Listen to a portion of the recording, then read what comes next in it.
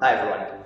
In this series of short videos, we want to talk a little bit about some of the assumptions that form the basis of many of the risk management models that are still being used in the world today, primarily in finance, but they apply to any type of risk management tool.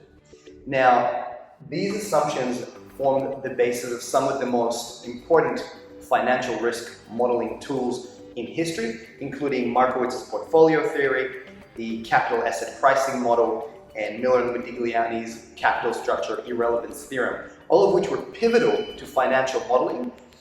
But what we found out going forward in time is that these assumptions don't actually hold, and the models work well in a stable environment, or what we call a perfect market, okay, where these complexities are removed.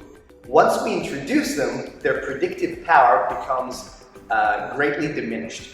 So let's talk a little bit about some of these assumptions and how that impacts us going forward into the fifth industrial age. Okay, so the first assumption we're going to talk about today is going to be that people make rational decisions.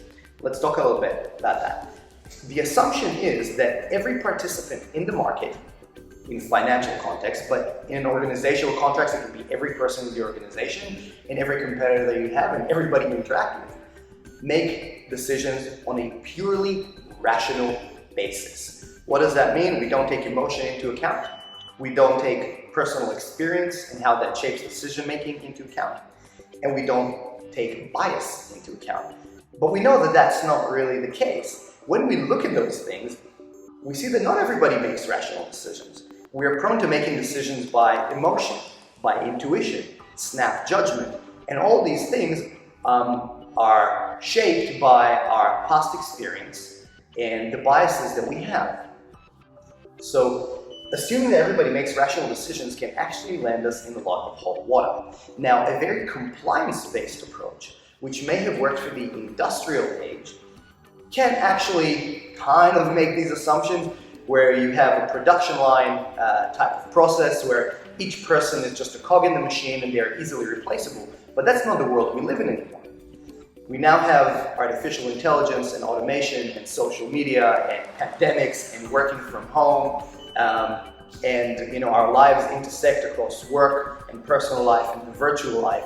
So we can't assume that people make rational decisions all the time.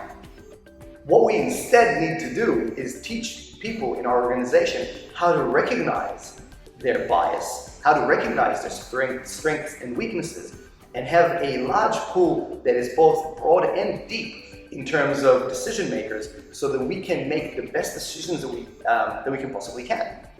Now, if we go back to always assuming people make rational decisions, we'll be surprised when they don't, and that's when we'll start seeing breaking down in compliance, we'll start seeing accidents, we'll start seeing diminishing returns, we'll start seeing reduced performance. Let's teach people how to make better decisions, and hopefully that can help us move forward instead of backwards.